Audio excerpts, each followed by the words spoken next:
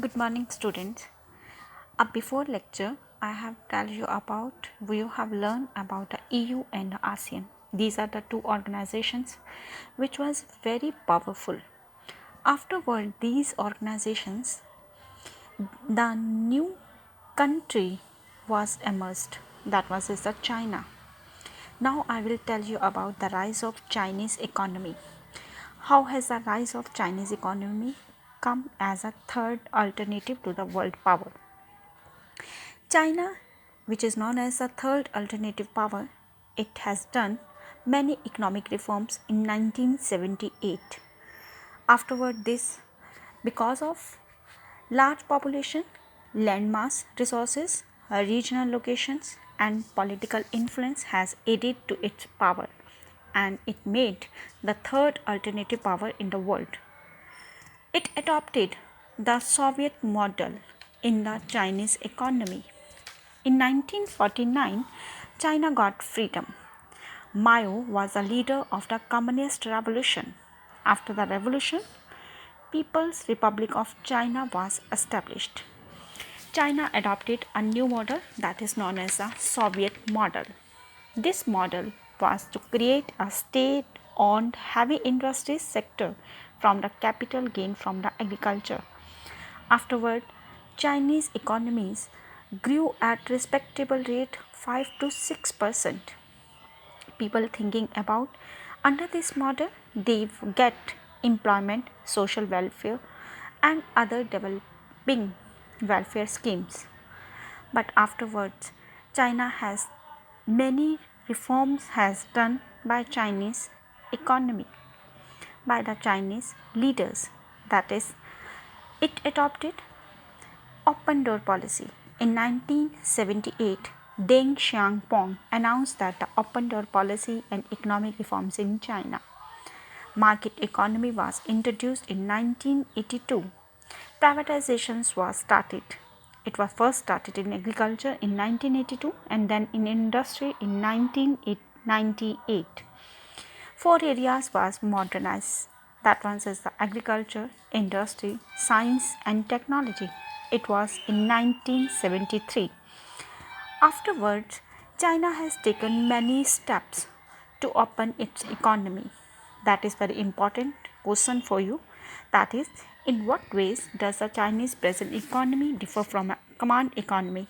Command economy means that is which is the traditional economy. Now China adopted the open door policy. Open door policy means that every country can export and import with business with the China. China has adopted when this policy many changes has been seen there. There was privatization in agriculture, that is a remarkable rise in agriculture production and rural incomes. Chinese economy grew at a faster rate in industry as well as the agriculture field. China became the most important destination for FDI everywhere in the world. FDI, that is a foreign direct investment. I repeat it, FDI means foreign direct investment.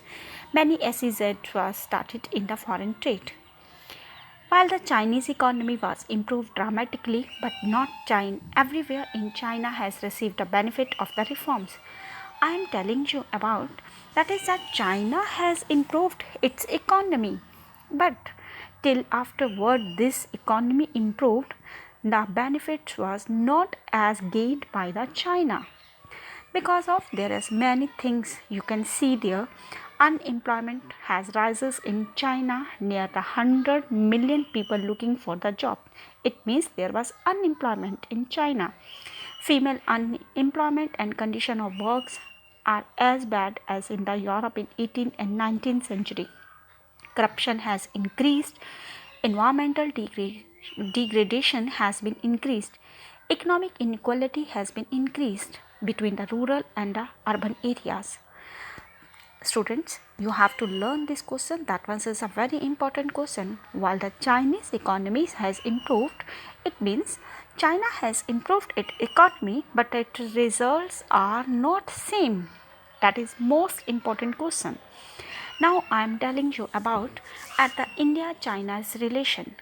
I am telling you a new topic here, that is Indo-China relation. Students, that is also important question because at present we are facing with the coronavirus epidemics.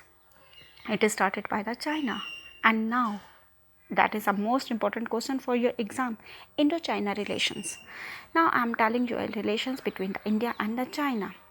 India's relation with China after independence started was very friendly gesture on the part of India. In 1954, India signed the famous Panchshil agreement with the China.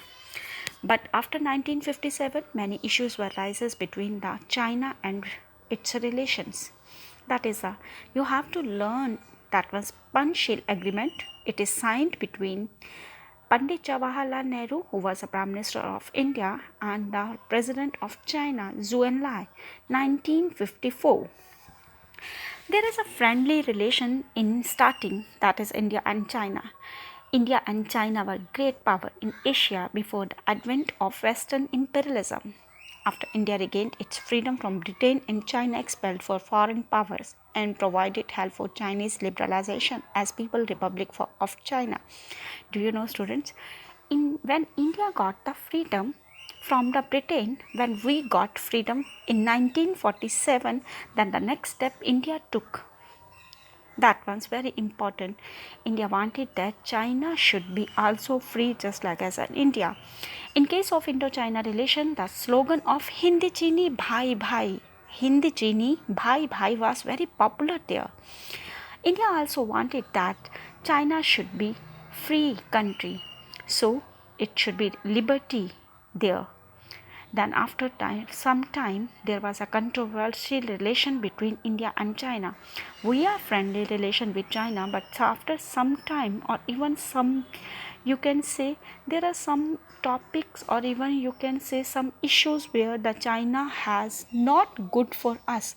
You can there is a one topic that is a Tibet problem. Tibet problem was started in 1950. Both states wanted Tibet. We also want Tibet. Tibet is near about it, that India. Second is the Ladakh conflict. China and India were involved in a border dispute in 1962 over the competing territorial claim in Arunachal Pradesh and in the Aksai Chin regions of Ladakh. In 1962, Indo-China war fought. India lost this battle.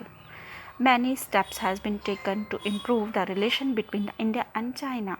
I will told the steps which were most important in the relation between the India and China to improve. Number one, that is after 1981 the border disputes were solved. Afterward, this Rajiv Gandhi visit to China in December 1988. Both government has taken steps to solve conflict and maintain peace on the border. They also signed agreement on the cultural exchange and cooperation in the science and technology. At a global level, India and China have adopted some policies in international economic institutions. Now, I am sending you some exercise that is very important for you in the NCERT books. That is important, or there are some new topics in this year. The NCERT or even you can say CBSE has included. Whenever I will see these topics in thoroughly, I will tell you about. Thanks.